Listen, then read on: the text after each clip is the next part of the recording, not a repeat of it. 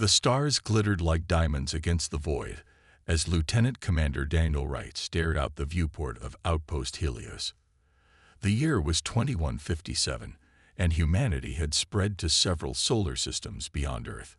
Daniel had been stationed at this frontier outpost for 3 months now. It was quiet work, mostly monitoring colonial traffic and scanning for any unusual activity. Daniel sipped his coffee and checked the time. His shift would end in 20 minutes. He was looking forward to calling his wife back on Earth. The distance made communication delayed, but it was better than nothing. The alarm blared suddenly, making Daniel jump. Red lights flashed across the command center. "Sir, we're receiving a distress signal from Proxima Centauri II," called out Ensign Rita Jones from her station. Her fingers flew across the control panel as she pulled up the details. "It's from the research colony. The message is fragmented."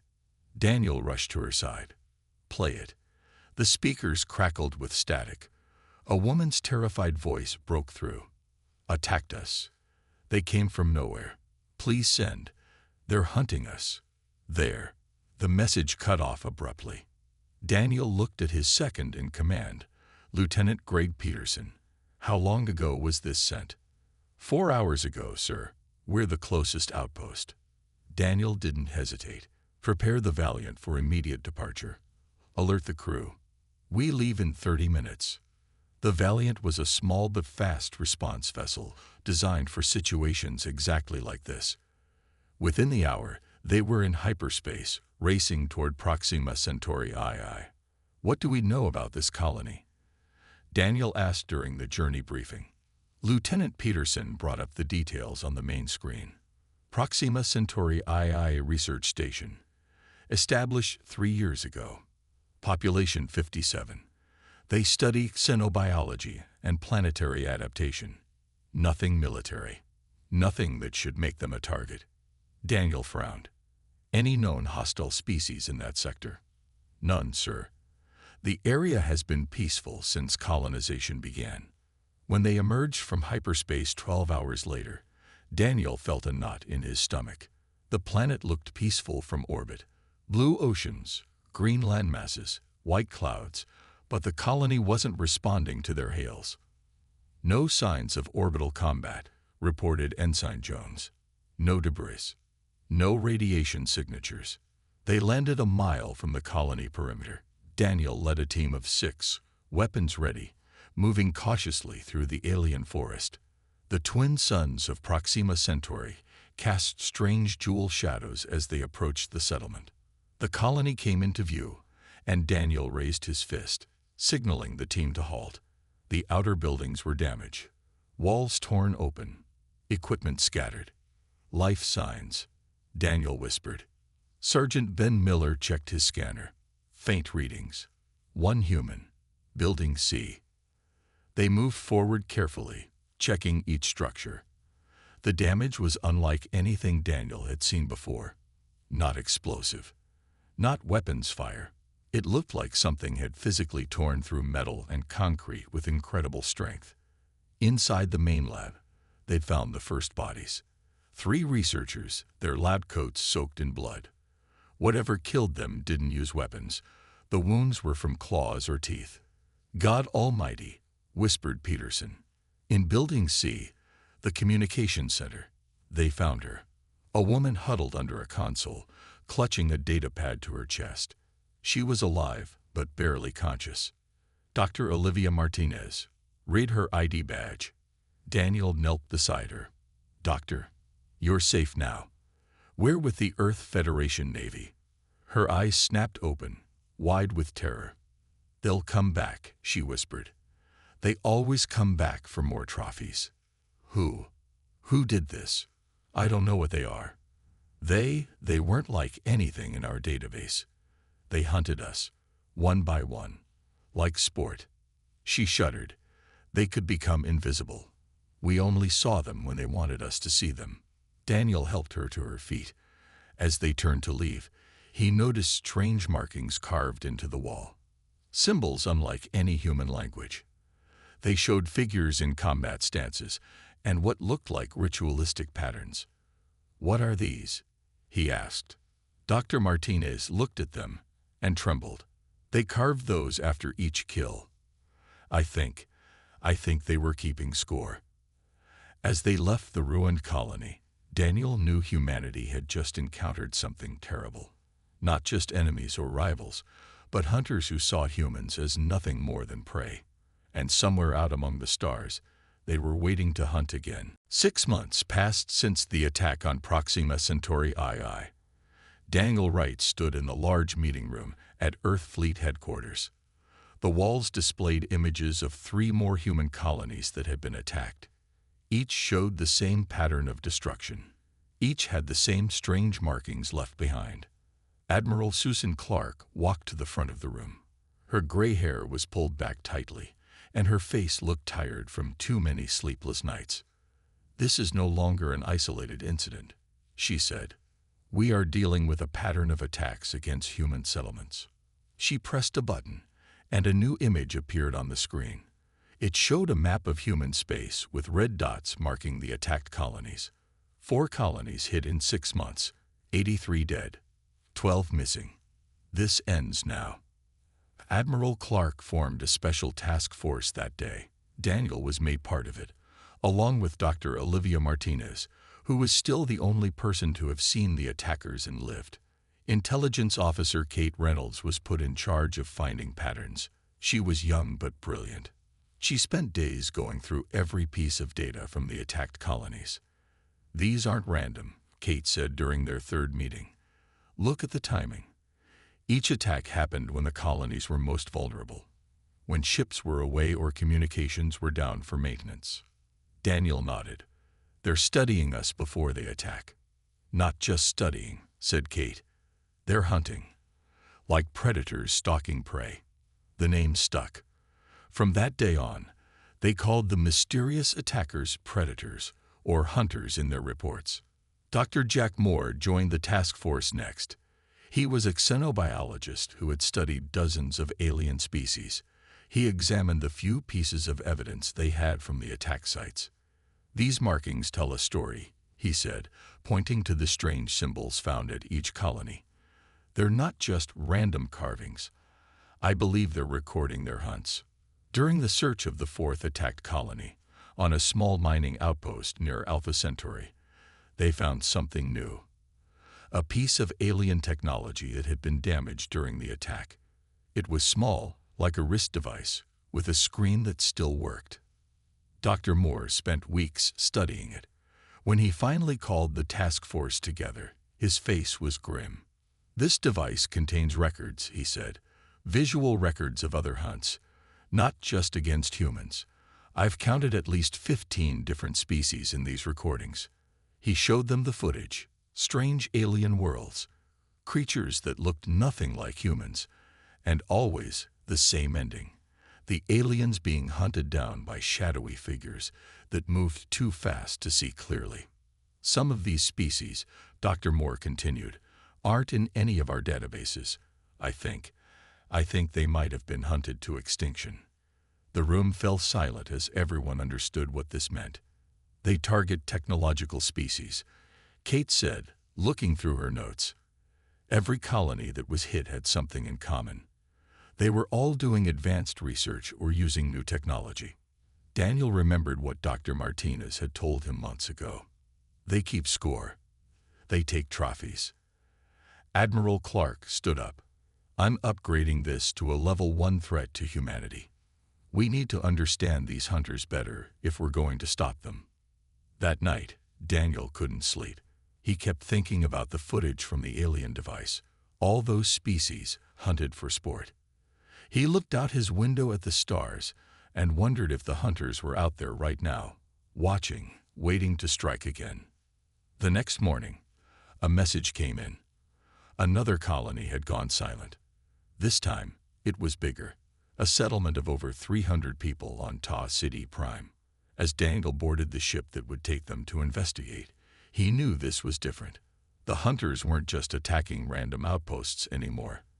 They were getting bolder, and humanity still had no way to fight back. Captain Paul Williams did not like the plan, but he knew it was necessary. His ship, The UES Raptor was small and fast with special stealth technology. It was perfect for this mission. "We need to observe them in action," Admiral Clark had told him. "We need to understand how they hunt." Intelligence had picked up strange energy readings near a planet called Velara IV. The planet was home to a peaceful species called the Tyranni. They were not part of the Earth Alliance, but they had started to develop space travel. Paul's mission was simple but dangerous. Go to Velara IV, stay hidden, and watch what happened if the hunters attacked. "I don't like being bait," said Lieutenant Maria Rodriguez as they approached the planet. "We're not bait," Paul replied. "We're just observers. Keep our stealth systems at maximum. No one fires a weapon unless I give the order." The Raptor took position behind one of Velara's moons.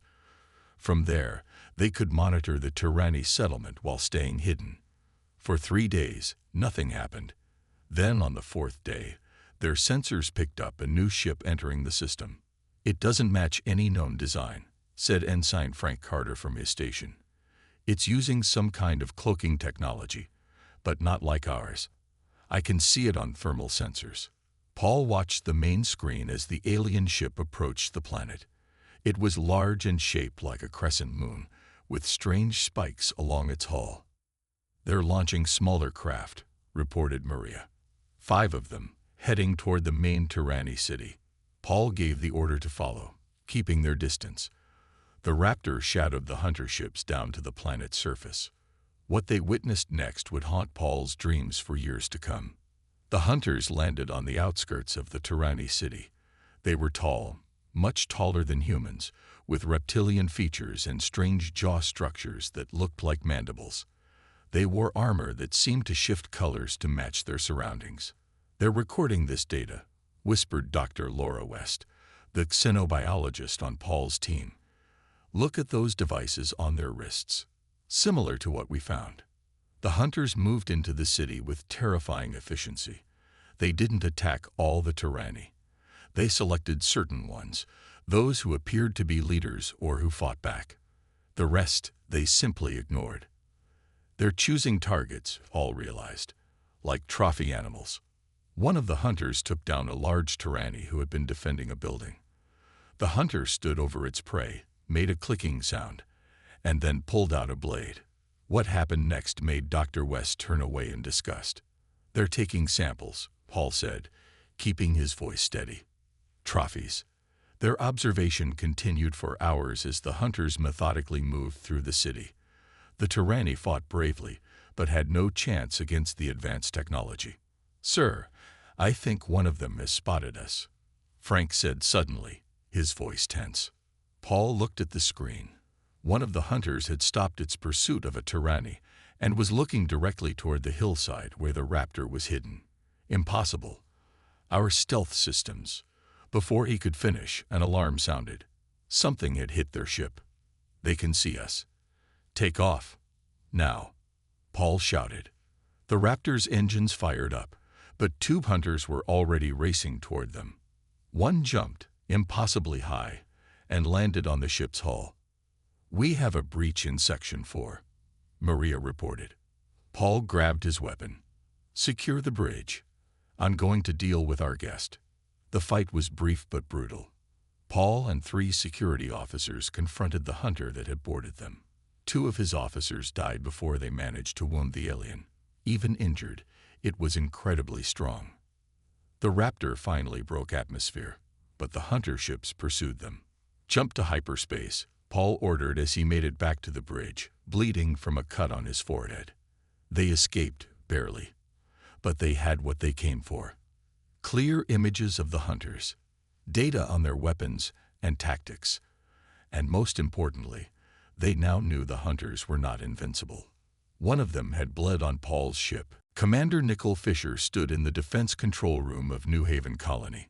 6 months had passed since Captain Williams' mission, and humanity had been working nonstop to prepare for the next hunter attack. New Haven was one of the most remote human colonies, making it a likely target. "All detection systems online," reported Officer Sam Davis. "If they come, we'll see them." Nicole nodded. The room was filled with new technology developed by Dr. Olivia Martinez. After studying the data from previous attacks, Dr. Martinez had found a way to detect the hunters' cloaking technology. The system works by finding tiny distortions in light patterns, Dr. Martinez had explained. When something is cloaked, it bends light around it. Our sensors can now detect that bending. For weeks, Nicole and her team had been on high alert. Every colony was now equipped with these sensors, waiting for the hunters to strike again. The alarm sounded at 300 hours. Nicole had been dozing in her chair, but was instantly awake. Contact. 3 ships entering the system, called Sam. They matched the hunter profile. Nicole activated the colony-wide alert system. This is not a drill.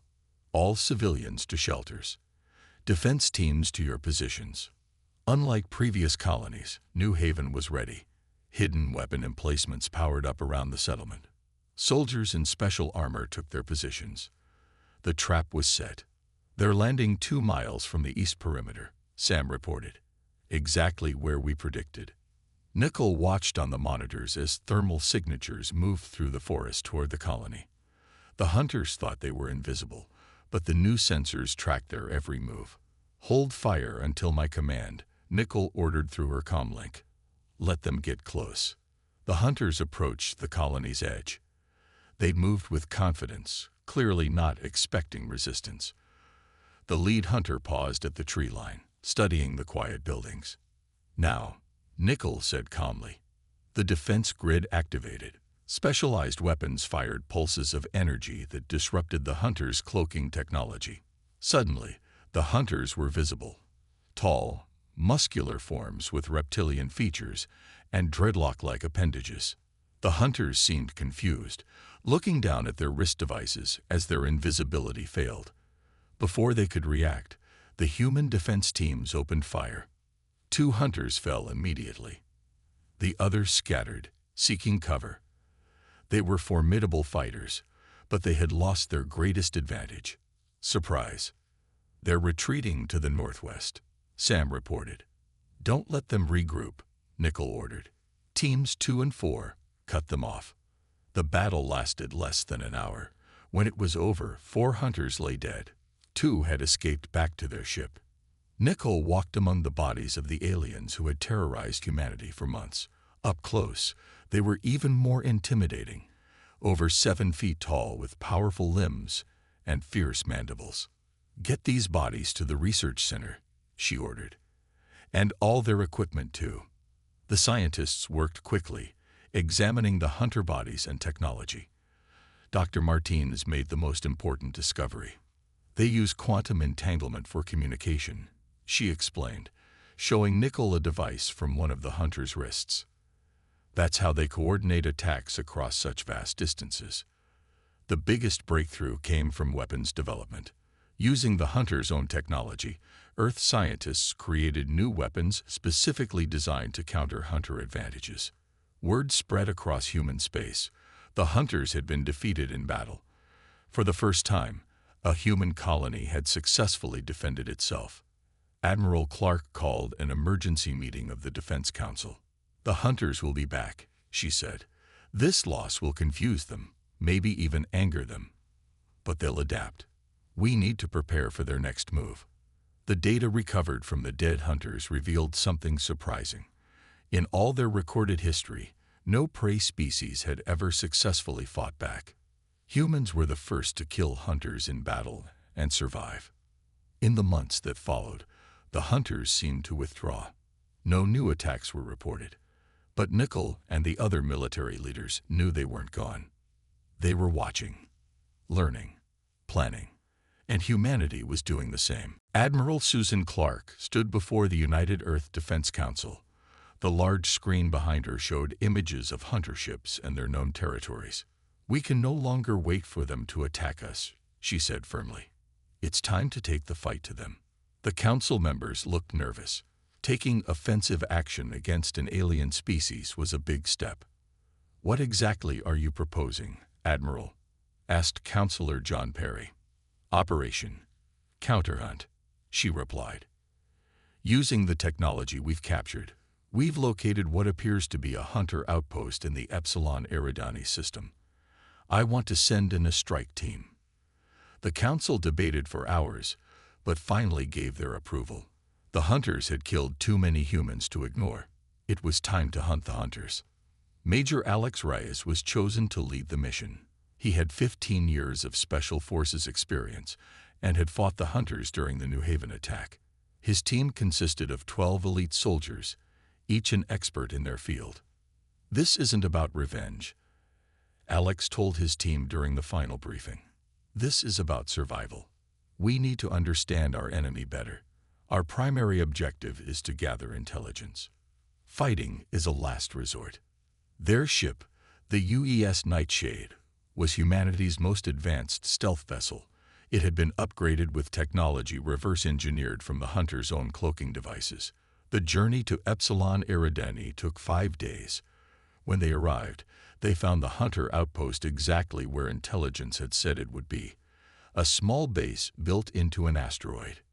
"No signs they've detected us," reported Lieutenant Carly Adams, the team's sensor specialist. "Their security is focused outward, not inward." Alex nodded. "They're not used to being hunted. Let's keep it that way." The team boarded the outpost through a maintenance airlock. Inside, the alien architecture was strange. Corridors with high ceilings and odd angles, designed for beings much taller than humans. "Stay low, move slow," Alex whispered. They moved deeper into the outpost, recording everything with their helmet cameras. In what seemed to be a control room, they found what they were looking for: a central data terminal. Sergeant Joe Ramirez, their tech expert, went to work connecting their translation software. "I'm in," he said after several tense minutes. "There's a lot here. Ship movements, communication logs, star charts." Alex was looking at something else, a wall covered in strange symbols and images of different alien species. One section showed humans. "What does that say?" he asked, pointing to symbols above the human images. Joe checked his translation program. "It says, Apex Prey. I think that's what they call us." As Joe downloaded the data, Alex examined the trophy wall more closely. The humans weren't displayed like the other species. They were given a place of honor, marked with special symbols. "They respect us," Alex realized. "We're the only ones who fought back successfully." A sudden alarm broke the silence. "We've been detected," Carly warned. "Multiple hostiles headed our way." "Finish the download," Alex ordered. "We need that data." The team took defensive positions as heavy footsteps approached. Joe worked frantically at the terminal. "Almost there. Got it." He pulled the data cord just as the first hunter appeared in the doorway. The firefight was brief but intense. The team used special weapons designed to penetrate hunter armor. 2 of Alex's soldiers were wounded, but all the hunters went down. "We got what we came for," Alex said. "Now for Phase 2. Before leaving, they planted small tracking devices on 3 hunter ships docked at the outpost. The devices were nearly undetectable, designed to monitor the ship's movements without being discovered. The team made it back to the Nightshade and escaped the system before reinforcements arrived. When they returned to Earth, the data they brought back changed everything. The tracking devices were working, sending back the locations of hunter ships as they moved through space. For the first time, humanity could see how the hunters operated. They weren't just random attacks. The hunters had staging areas, supply lines, and a command structure. In her office, Admiral Clark reviewed the mission results with a grim smile. "Now we know where they live," she said. "It's time for Phase 3. The tracking devices on the hunter ships worked better than anyone had hoped. For 6 months, they sent back data on ship movements, stopping points, and communication patterns. Slowly, a map of hunter territory emerged, and at the center of it all was a single star system. "We believe this is their home world," Fleet Admiral Eric Bailey said, pointing to a star on the large display. "All major hunter movements eventually lead back to this system." The United Earth Defense Council had gathered for what might be the most important meeting in human history. Admiral Clark, Commander Wright, now promoted to captain, and Dr. Martinez sat at the main table. "Are we certain?" asked one of the council members. Dr. Martinez nodded. "The data is clear. We've tracked over 50 hunter ships. All of them returned to this system eventually." Admiral Bailey continued, "We've been gathering our forces quietly. Every ship we can spare without leaving our colonies defenseless. This will be the largest fleet humanity has ever assembled." Captain Wright spoke next. "Dr. Martins and I have been studying hunter psychology based on their trophy-taking and communication patterns. We believe they function on a strict hierarchy based on hunting prowess. In simple terms," Dr. Martinez added, "they respect strength and fear weakness. They don't understand mercy or surrender. To them, these are signs of being prey, not predator." Wright pulled up images on the screen. "We've developed psychological warfare tactics based on this understanding. We don't need to destroy them all. We just need to prove we're the more dangerous species." Over the next few weeks, small stealth probes were sent to observe the hunter home system. What they found was surprising. The hunters had multiple worlds, all connected by regular ship traffic. Their civilization was advanced, but focused almost entirely on hunting. Their entire society revolves around it. Dr. Martinez explained during a briefing. Status, leadership, even their religion is based on hunting and trophy-taking. What was most interesting was what the probes didn't find. Despite their advanced technology, the hunters showed signs of a species in decline. Their population seemed small compared to the size of their territory. They're dependent on the technology they've stolen from other species, Wright noted. They don't seem to innovate much on their own. They take what works from their prey and adapt it. Admiral Bailey saw an opportunity in this, so they're scavengers as much as hunters. Exactly, agreed Wright. And that makes them vulnerable. The plan they developed was called Operation Alpha Predator. It would be a multi-pronged attack, hitting several hunter worlds simultaneously, but the main target would be their home world. The Earth fleet gathered at the edge of explored space, over 200 ships of various sizes, from small fighters to massive carriers. It was an impressive sight, but everyone knew the hunters would fight fiercely to defend their home. The night before the operation was set to begin, Captain Wright found Dr. Martinez in the observation deck of the flagship, staring out at the assembled fleet. "Nervous?" he asked. She nodded. "We've come so far since that day at the research colony. Sometimes I still have nightmares about what happened there." "Tomorrow we make sure it never happens again," Wright said firmly. "Do you think they can change?" she asked. "Is there any hope for peace between our species?" Wright considered this. "Maybe. But first we need to earn their respect. In their culture, only equals can have peace. Everyone else is just prey." As the fleet prepared for the jump to hunter space, Admiral Bailey addressed all ships. "For too long, these aliens have hunted across the stars, wiping out entire species. Tomorrow, we show them that humanity is not prey. We are the apex predators now." Throughout the fleet, soldiers and crew members prepared for battle. Some prayed. Others checked their weapons one last time. All knew that history would be made tomorrow. The hunters were about to become the hunted. Operation Alpha Predator began at 600 Earth Standard Time. The human fleet jumped into hunter space in perfect formation, immediately launching fighters and attack craft. The hunters were caught completely by surprise. They had never been attacked in their home system before. Their ships scrambled to respond, but the confusion was clear in their movements. Admiral Bailey watched from the bridge of the UES Defiance, the largest battleship in the human fleet.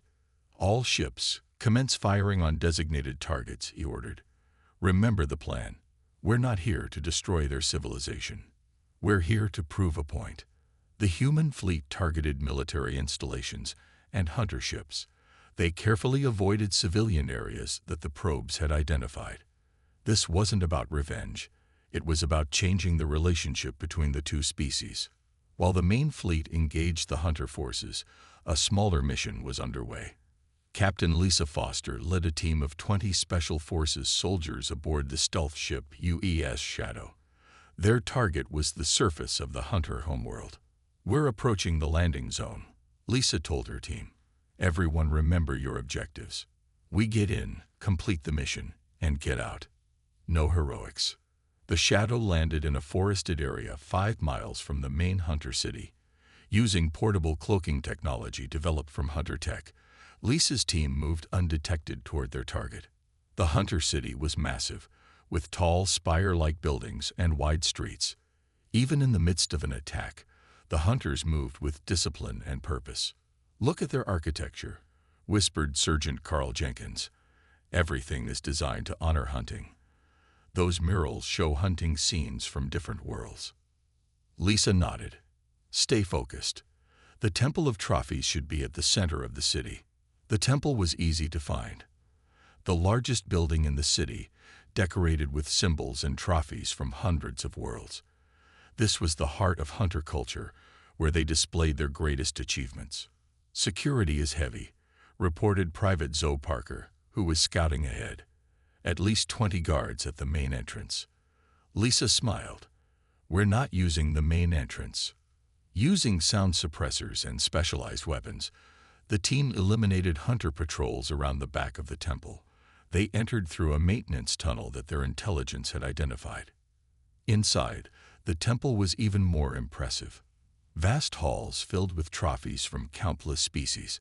Some were clearly ancient, preserved for generations. According to the intel, the central trophy hall should be up ahead, Lisa said. "That's our target." They encountered minimal resistance inside. Most of the hunters were responding to the space battle above their world. The central trophy hall was a massive circular room with a domed ceiling. Arranged in a spiral pattern were the most prized trophies from what must have been hundreds of species. At the very center, a new display was being prepared, with human artifacts. "They were getting ready for us," Carl said softly.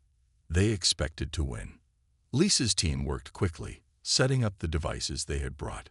These weren't bombs or weapons. They were projectors, message systems, and a special gift for the hunters. While the team worked, Lisa explored the hall. The trophies told a story of countless hunts across the galaxy. So many species, some probably extinct now. The hunters had been doing this for thousands of years. "We're ready," Carl reported. Lisa took one last look around, then placed a small object in the center of the human display area. A carved wooden predator from Earth, a wolf, with a message etched into its base in the hunter language. "We are not prey." She activated the system. Throughout the temple, holographic images appeared, scenes from the battle above, showing hunter ships being destroyed by human vessels. A message began to play in the hunter language, carefully crafted by Dr. Martinez. "Your hunt is over.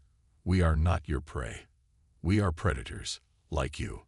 Remember this day." As they left the temple, alarms began to sound throughout the city. Their presence had been discovered. "All teams back to the ship," Lisa ordered. "Our mission is complete." In space, the battle was turning in humanity's favor. The hunters fought bravely, but were overwhelmed by human tactics and technology. For the first time in their long history, the hunters were experiencing what it meant to be hunted.